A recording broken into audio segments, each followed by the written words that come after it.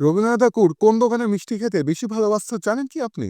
আরে জানানোর জন্য তো আমি আছি। তবে ফলো আর সাবস্ক্রাইবটা করুন যাতে আমার একটু সাহস বাড়ে। ও আর হ্যাঁ, প্লিজ আমার ১০০ দিনের কলকাতার ইতিহাসের গল্প বলার জার্নিতে শামিল হন। যেখানে আমি টার্গেট নিয়েছি ১০০ দিনে মাত্র 10K ফলোয়ার্স আর সাবস্ক্রাইবার গেইন করার। আর আজকে ১৬তম দিন। কি শুনছেন তো নাকি? ১৮২৬ সালে কলকাতার বহুবাজারে বা বউবাজারে পরাণচন্দ্র নাগ একটি মিষ্টির দোকান খোলেন। নাক শুনে নিশ্চয়ই ধরতে পেরেছেন। ঠিকই ধরেছেন। প্রায় ৩০ বছর পর দোকানটি ছেলে ভীমচন্দ্র নাগের দায়িত্বে আসে। যার পরেই দোকানের সুনাম আরও বৃদ্ধি পায়।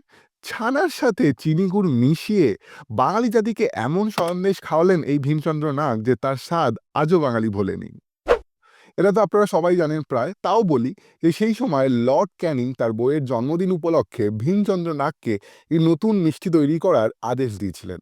আর এরপরেই জন্ম নিয়েছিল বাঙালির প্রিয় মিষ্টি লেডি কিনি, যা কিনা লেডি ক্যানিং এর নাম থেকেই রাখা হয়েছিল। বিশ্বাস করুন, ভাবলেও জিভে জল আসে। মানে মিষ্টির কথা বলছি আর কি।